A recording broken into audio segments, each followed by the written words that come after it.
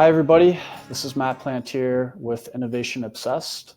Thank you for joining us today as we go over a special holiday episode on the retail market and the security challenges they're facing. I have with me today two guests, Basia Pietrawska. She has 15 plus years in the consulting space dealing with retailers, crime analytics, and more. And Patrick Welsh of Usto. I'll let you two jump off with an introduction. Basia, if you want to start. Thank you, Matt, and thank you so much for having me on this podcast.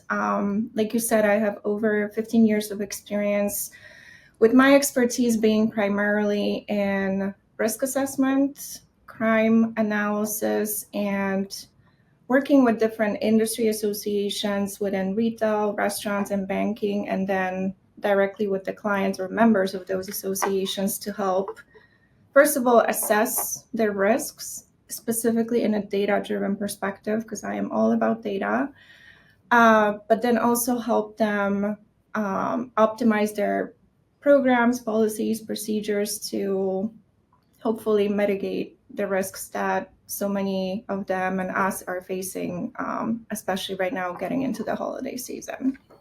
Thanks, Basia, for joining us. Patrick Welsh, I'm the GM for the Americas for Usto. We've been at what we do for about a decade. Large retailers turn to us when they're trying to protect the privacy of their customers, but also at the same time balance the safety and protect their workers and their customers while they're in their places of business. So we've been at it for a while. We're very good at it. We look forward to sharing some of those stories with you today. Great. Thank you very much. So let's kick off our panel here. And Basia, with the holiday season coming up, you mentioned a big part of your job is mitigating the risk. What are some of the unique challenges that you see during the holiday season? There are plenty, that's for sure. I think I'm going to just start with a backstory of what happened with the pandemic and post-pandemic. And the one trend that we have been seeing in retail and other industries is just a general increase in violence. And that doesn't only apply to the traditional criminal, if you will, the professional. We're seeing a lot more cases of irate customers, people just generally getting more angry a little bit quicker, which then translates into their behaviors as consumers, as employees, even at the retail locations. And oftentimes, unfortunately, leads to escalation. So now when you think about the holiday season, when you think about just the general increase in traffic, because everyone is prepping for the holidays, everyone is shopping. At the same time, a lot of people are struggling with financial issues and wanting to provide for their families for holidays. When you combine all of those things together, we can definitely expect an increase in shoplifting, in violence, in fraud, and many other types of crimes. And I say that because I do work with retailers and other businesses, and I often analyze trends throughout the year, trying to identify what are some of those hot periods of the year where we're seeing increases. And that is definitely the holidays. That is number one. Some other spikes take place around the summertime, and there are a couple other upward trends here and there, but the holidays are definitely a concern. Now, if you take those concerns and the sort of heightened issues, more irate customers, more criminals in general, and think about retail and the staffing aspect of retail. During the holidays, retailers hire a lot more seasonal employees. And one of the most effective ways to mitigate some of these issues is proper training. I do strongly believe in that, and studies continue to show that. Physical security measures are obviously important and efficient as well, but training is such a big piece of that. But if you're dealing with seasonal employees that kind of come and go, there's really not a great effective way to train them, or there are some that are better than others, but that is also an issue. So you're not only dealing with increased risks internally, externally, but also a challenge as far as preparing employees to, or for these risks. And really the primary concern is to avoid escalation. Even if theft goes up, one of the biggest concerns that I'm hearing about from my clients is just the general escalation of violence that comes with those what used to be just theft or shoplifting. Now they're getting much more serious in nature and really have much more of an impact on employees and customers. And finally, I do want to bring up organized retail crime because that is one of the number one topics right now in the industry. And over the years, we also have seen an uptick in organized retail crime incidents around the holidays. So that is something that I know a lot of my retail clients and beyond are preparing for. And we have seen stats showing especially spikes in November and December. That's very interesting. Just to stay on the ORC topic, have you noticed any trends that are helping to combat that? In terms of trends, and I know we'll get into this probably a little bit later as well, this is a challenging topic because part of it is the pure definition of organized retail crime. Many retailers define it differently. So in terms of gathering intelligence, proper data to track trends and mitigate and catch these guys before they get to the next location, that is limited because of, again, definitions, but also information sharing among retailers. I am seeing a trend, especially from the National Retail Federation, NRF. They're trying to work with retailers, they're trying to work with law enforcement agencies and the Congress to change that and to improve that collaboration. I do strongly believe that when you think about the nature of ORC, it is organized retail crime. And it involves a lot of collaboration amongst those criminals. And the same has to happen on the retail side. There needs to be better collaboration as far as information sharing. So we can be more proactive. We can better analyze the routes that these guys are taking and hopefully catch them before they get to the next target. Great, thank you. So Patrick, Basia mentioned that crime goes up during the holidays. That's a trend she's seeing. Why is this year or time of year such a critical opportunity to identify these security gaps? Well, this is their Super Bowl. So this is the time of year that will stress everything about the organization. It'll stress with temporary workers, high turnover, long work days, not a lot of time for breaks because typically the flow through the stores is pretty high. We see a lot of managers working all those extra hours, and you get a little frazzled dealing with the public sometimes. To Basia's point, after COVID, people's fuses are a little bit shorter. We see a lot more people verbally or physically assaulting in these environments. Through college and high school, I used to work for one of the larger jewelry stores in Philadelphia, and I used to open the gallery on the weekends. And this time of year is one of the most stressful times of year for anybody that has keys to an organization that has a high margin product. So you're stressing your people, you're stressing your systems, and you're stressing all of your processes. So security just being one of those is under an unbelievable amount of stress. The organized, they are organized. They know what they're doing. They're looking for gaps. They're probing. They're going to find those soft spots. You also have just looting. People, it just started recently. We're starting to see it in the news now, where large crowds of people are going in and helping themselves to things.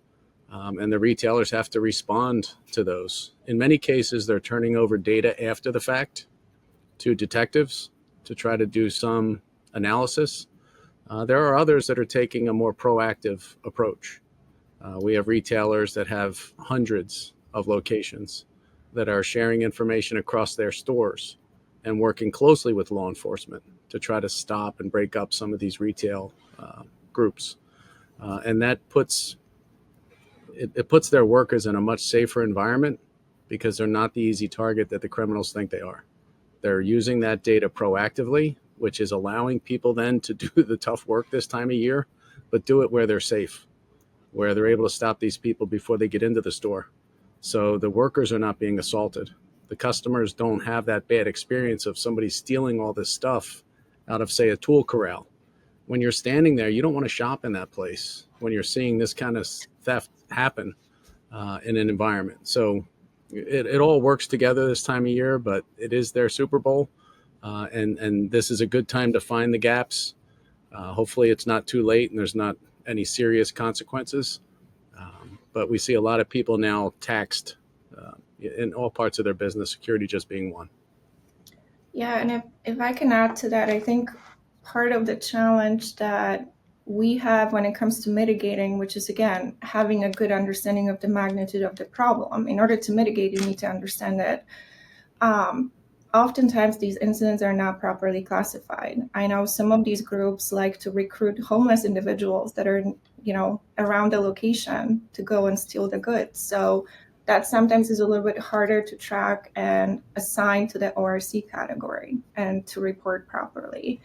And another challenge is just, the types of merchandise that get stolen, specifically within ORC. It could be the sort of lower end goods. It could be something as simple as beauty, household products, maybe some electronics, apparel, obviously very popular, but you could also have the more high end products that are targeted, designer stores.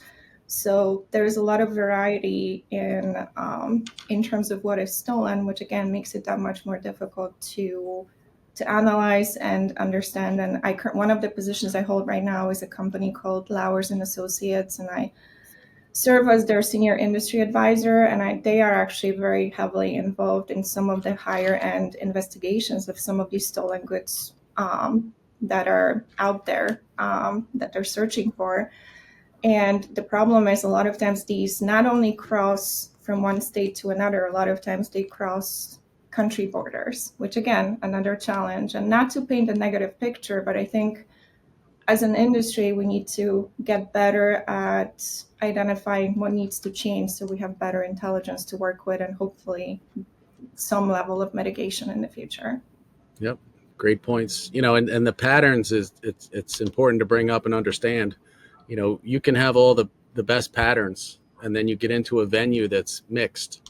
Right. So we have a lot of outdoor malls. We have a lot of, casinos that have retail and they might have a threat in one part of their business that spills over into another.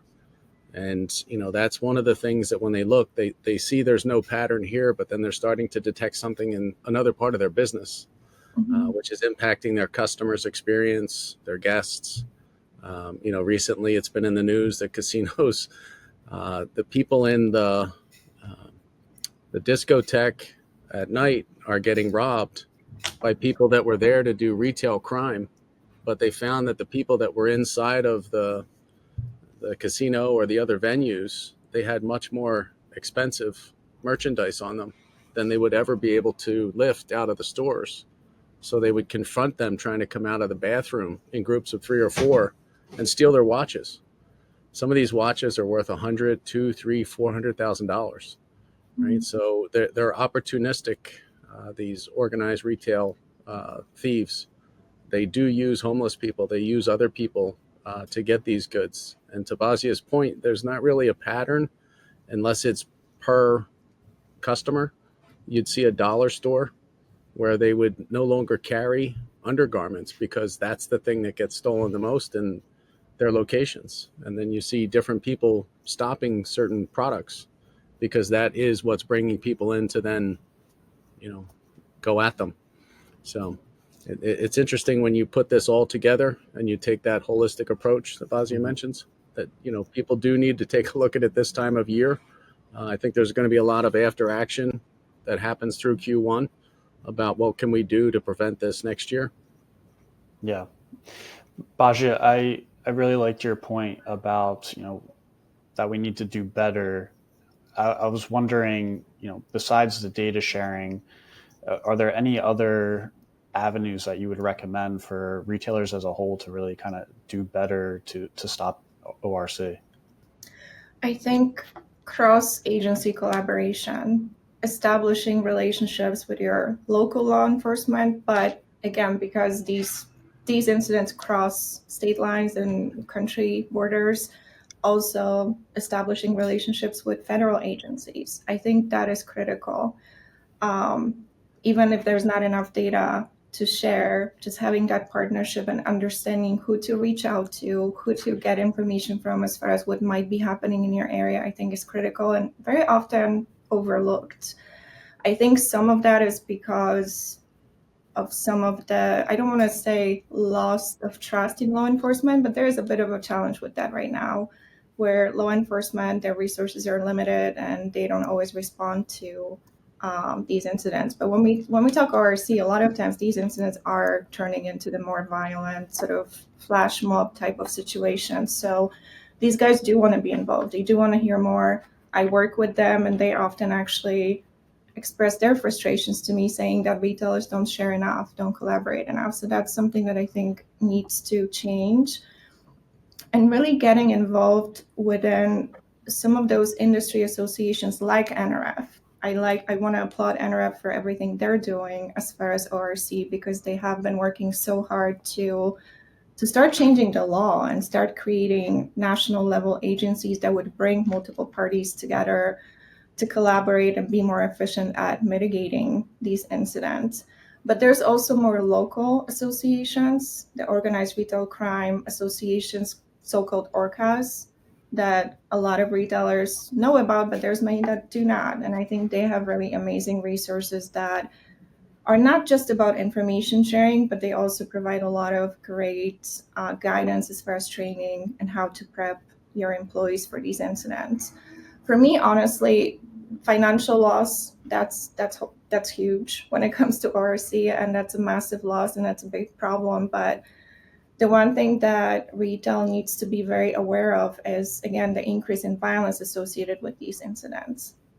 And that's where I strongly believe that training your employees properly on how to handle them, and especially when it comes to engaging with these criminals or not engaging, which is what they should be doing, it's at least one way to prevent escalation. So I think that is also very important, to not overlook that part, the sort of people element in this whole thing. So again, getting involved with law enforcement, getting involved with these associations is an amazing first step.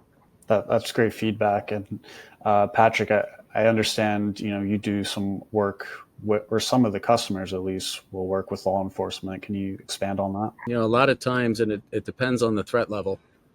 You may have certain retailers that see very high level threat. People looking to do the worst things to other people. And they'll try to build a case to find these individuals in the community. They may be going in and out of different stores, looking for things to do, criminal acts. It doesn't involve stealing, but it could be that person that law enforcement has been trying to get a hold of, and they work closely with them to identify them properly and make sure that they're able to communicate with law enforcement whenever they're inside their retail establishments.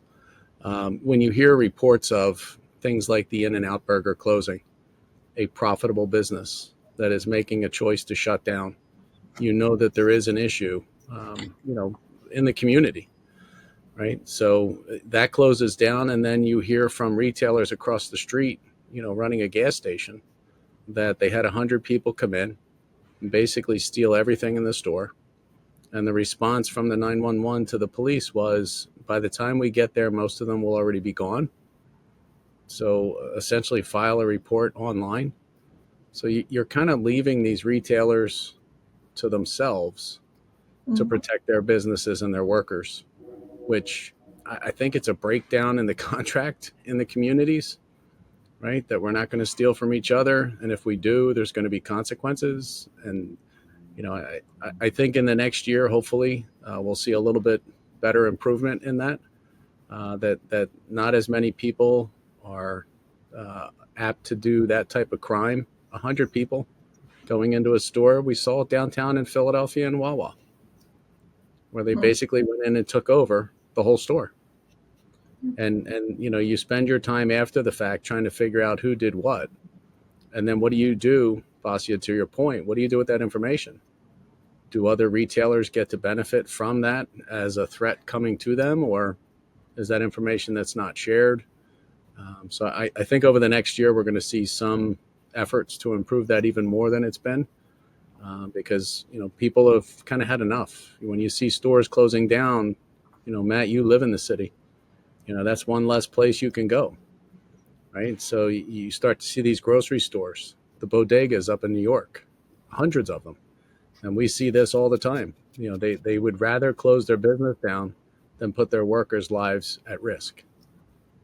Yeah, and to add to it, because I know we're talking about retail primarily, but when I say collaboration, I think it has to go beyond retail.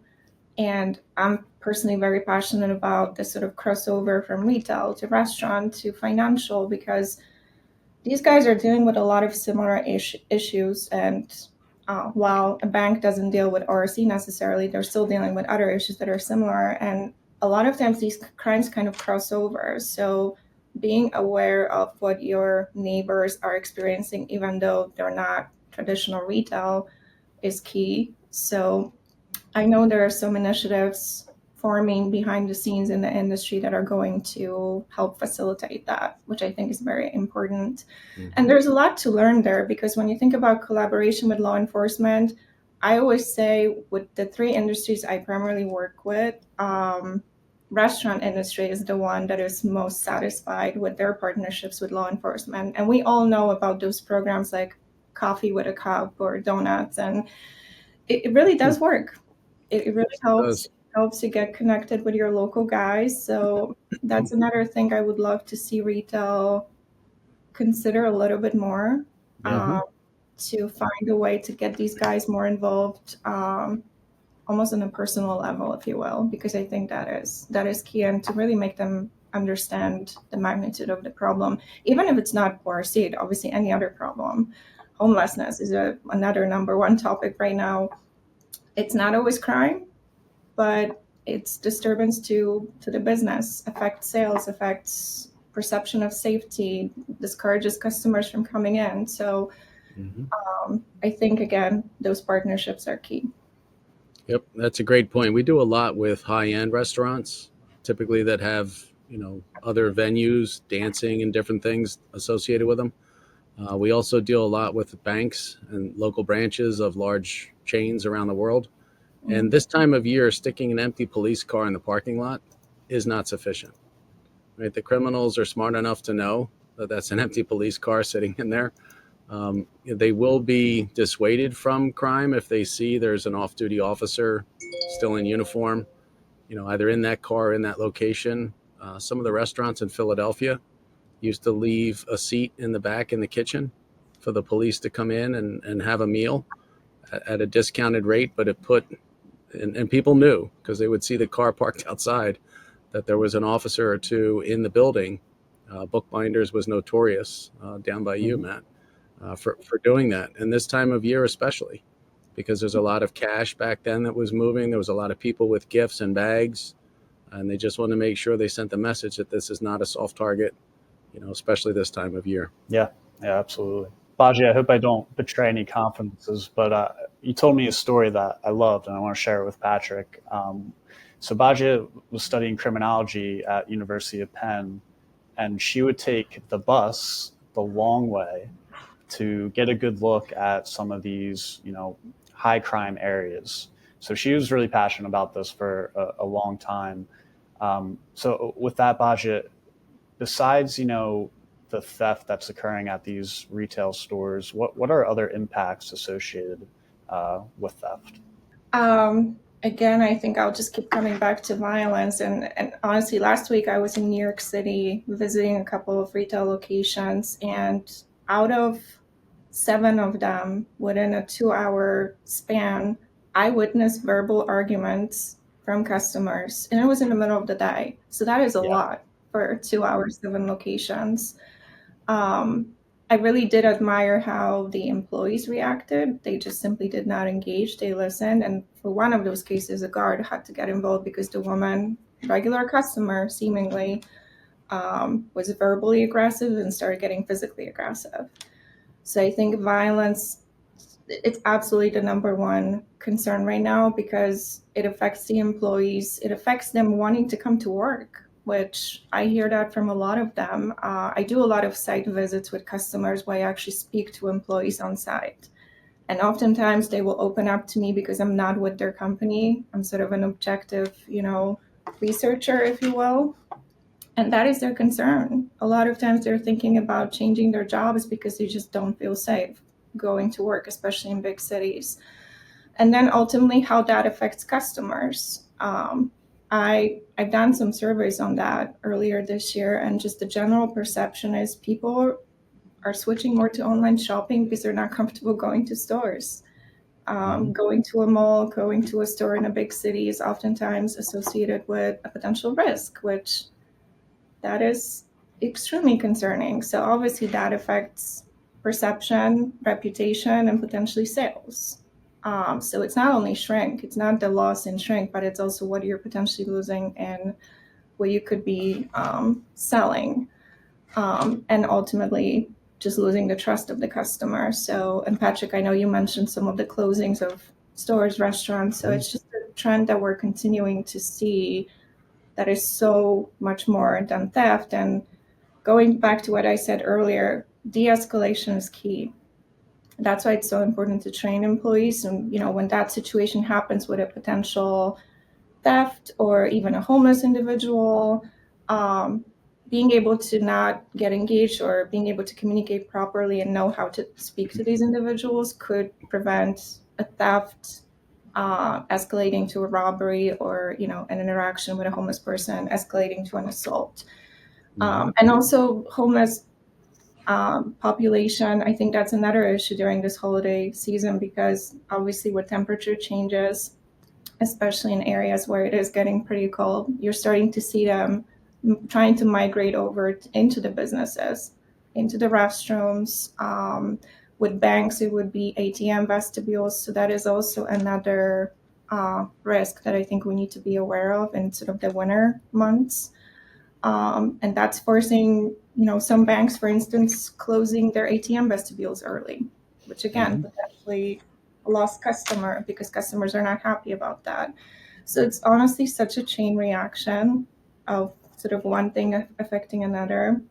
And again, I don't mean to paint a very negative picture, but I think we just need to be aware of all of that, because it's going to require probably a very different approach as we move forward to mitigate these, or at least to some extent in the future. Yep. I mentioned I worked at the gallery through college. So I used to take the subway down Broad Street early morning Saturday, early morning Sunday, and leaving late in the day, back to LaSalle. Right. And back in the day, you didn't think much of it, but today you do, right? And they are interconnected. So if the ridership feels unsafe to take the subway, the train, the bus, the whatever, then you don't have customers coming into your retail locations because they don't want to take the transportation that's required to get there. If they're driving their own or even Ubering in and they're coming into a parking facility that they feel unsafe in, then you're losing even more customers. So you see a lot of the retail brick and mortar being affected by everything else around them. Basia, to your point, they're all interconnected. If I don't feel safe in transit to your location, I'm probably not going to shop at your location, right? So I think what we're going to see is people going from that reactive posture, where react stream is a shutdown of the business. The In-N-Out Burger, it's what happened with Target, what's going on in San Francisco. You see these malls closing en masse. They're going to go from that as a reactive worst case to we have to do something more proactive. And that's why I think these federations and others are doing great work to try to share information, to become more proactive, to do a little bit more of how can we prevent this, right? How can we make transportation safer in these cities so that our large malls, down in Atlanta and all the other big cities, we know these phenomenal malls, the King of Prussia Mall in Pennsylvania, how do we make these safer destinations so that these retailers can thrive as they should be during this time of year? Yeah, and also how do we make the job of the criminal more difficult? So like you said, and what I said earlier about these associations working more closely with the government to change the law. A good example of that is the Informed Consumer Act, that was passed not too long ago that NRF was very heavily involved in. And the goal of that is to make the resale of the stolen goods more difficult online and require these online marketplaces to verify identity of the sellers, which it's not going to solve the issue fully, but it's going to make it a little bit more difficult for the criminals as well. And then finally, just thinking about the impact of really any kind of an incident that is reported at a location. It's not just loss of merchandise, it's not just financial loss, it's also potentially other operational expenses or an increase in insurance premiums. There's just, again, so much more to the whole story that unfortunately is affecting the business and making some of these retailers make the decision to close because at some point it's just not profitable.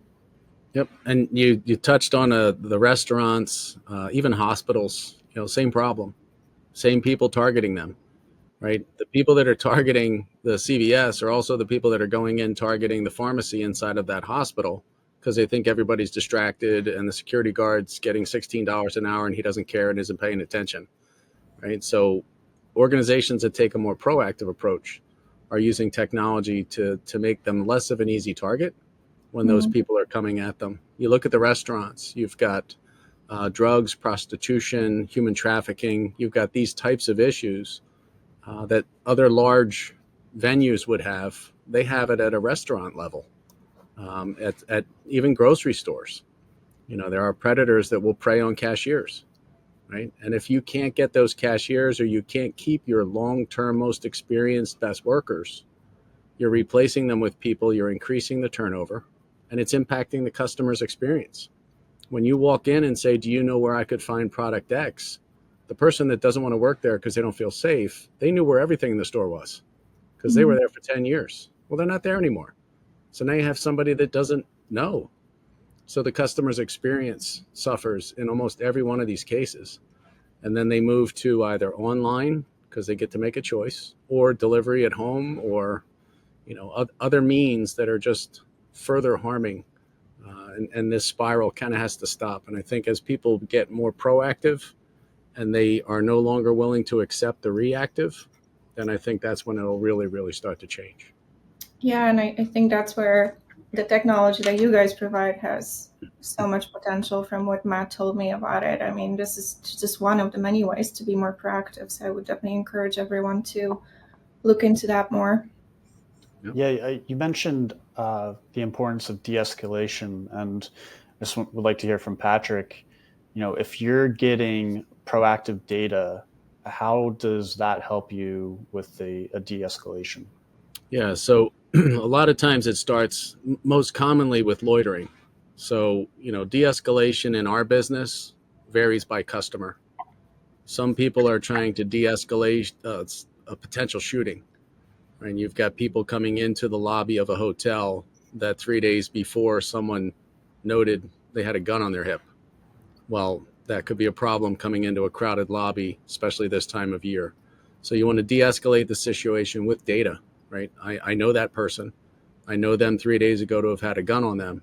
I want to make sure that we share that information with the professionals so they have an appropriate response. If I'm in a university setting and I'm looking at the kids in, frat row, and we're having a bit of an altercation, and we're taking a look at this situation and we see a fight, one person hits one person, it will very quickly escalate into two people hitting each other, and then four, and then five. So the quicker we can get information to the professionals that are providing safety and security, the less likely we are to see that escalate. We see it on the tracks at bus terminals all over Latin America, where the second that something happens where we have individuals hitting each other, we're able to get people to de-escalate that before it turns into something much larger. We see it move from words to fists to then knives or guns. There are situations where people come back into retail. Unfortunately, we saw that in Philadelphia, where someone was confronted for stealing something, and they came back with a knife and they harmed a security professional. We see that a lot. And that type of information, if you're proactive, you can de-escalate that second instance where they're coming back in to do harm, bad harm. We don't want to see people getting stabbed. We don't want to see people getting beat up or shot and killed over clothing. So using data to try to de-escalate, I think it's one of the approaches that's working in many places. We see it around human trafficking as well. It starts with loitering. If we're able to de-escalate that person that's casing a hospital or casing a bank branch, we will prevent that person from being able to then act on, their escalation, which would be to grab a child, which we've unfortunately seen in some states around the country. So, we want to use data proactively to stop these things from getting worse. Absolutely. Thank you. So Basia, holiday season, we're coming to a close. The rush is over. What are the most critical steps when you're talking to a customer? What should they be looking at to review and help their performance for the next surge? Yeah, I think this is a very important one because, the issues that we're seeing during the holiday season are not necessarily different from the ones we're seeing throughout the year. It's just the volume is much higher, right? So there's a lot to learn, and again, I keep going back to data because that's the core of who I am. Being able to go back and look at whatever intelligence you were able to gather, both from the incidents, the shrink numbers, security measures in place, testing what worked, what didn't, taking as objective of an approach as possible to arrive at lessons learned and what needs to be adjusted and modified moving forward, I think is the most powerful thing you can do, because you could potentially have access to large volumes of data. And I think that would be the sort of number one step for me, because that can be applied not just during the surge, but it could be applied throughout the year and prep you for what might be coming next year. And again, collaborating with your peers, trying to share some of that information, but also get that information from them so you can understand, even if you were not a target, you could have been. So how do we put that sort of together in an aggregate fashion to better understand these trends and better understand what might happen to you next time? Maybe you were lucky this time and someone next door was not. So that's another thing I would definitely recommend. And I think that's key. And we keep saying this data because it is. It's just unfortunately a bit of a challenge in the industry. There's not a single perfect data source, but I think the more we combine together, the better. And along those lines, with the partnerships with law enforcement, also reaching out to your local law enforcement to gather some of their data. What I noticed over the years, it used to be very difficult to get crime data reported to a local police department that would be address level. That wouldn't just tell you, oh, there were 200 incidents or homicides in the city a year. They're getting so much better at it. So there's so much power in that I think a lot of businesses don't even realize. When I was at my previous company, I would have my team collect this information daily, and they would actually break it down by retail, restaurant, and other businesses. So much intelligence that could be gathered from that many are just not aware of. So I would also recommend that post-holiday season to better understand what was happening at your locations or near your locations. That's really interesting. So you're advising, let's say, a manager of a restaurant, they can call their local police station and just get data on, the amount of crime that's happened in the area. Is that right? It could be through a phone call, but oftentimes they actually now make it available online. There's sort of data portals where you can go and literally download however many years of data or months or days, whatever is of interest. And it could be done by a local manager, but a lot of times it's done by the loss prevention department, the corporate level, to then analyze not just this one city or this one area, but also compare and contrast and identify where your hotspots are. And it's also oftentimes a very good lesson to see how much of your internal incidents are actually not reported to police department, which is obviously a big issue and another potential lesson learned, especially around this time of year. So that's another thing I would recommend. Patrick, any recommendations for people after the holidays, the surge? When the rush is over, I think people sit down and they take a look back. I think when you hear retailers, hospitals, transit systems saying, can it get any worse? Right. So we hear them in these meetings saying, we've never seen it this bad, not since the 70s, early 80s. Can it get any worse?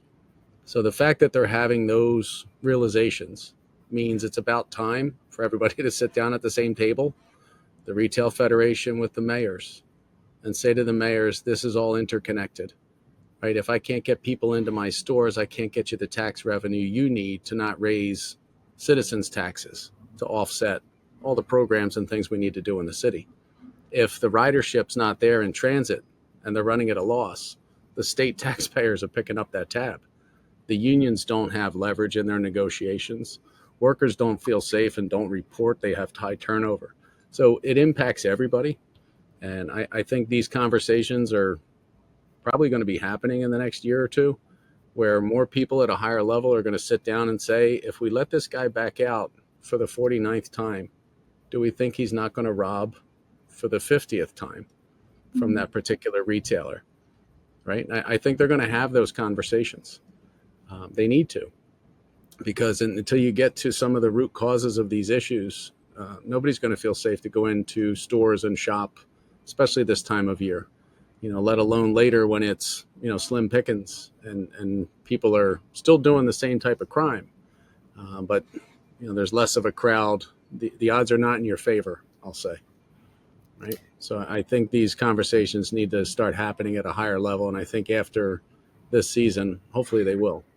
Yeah, and one other challenge I will add is oftentimes this is the time of year where budgets are set or planned or finalized. So it's also an additional challenge again for the loss prevention department. So being able to even look back at last year's data, because that could already give you a lot of intelligence so that you can set yourself up for success and provide you with more tools to speak to your C-suite level, your leadership, when you're asking for more budget for security, which is a challenging conversation to have, but being able to demonstrate these issues with objective information could help with that conversation.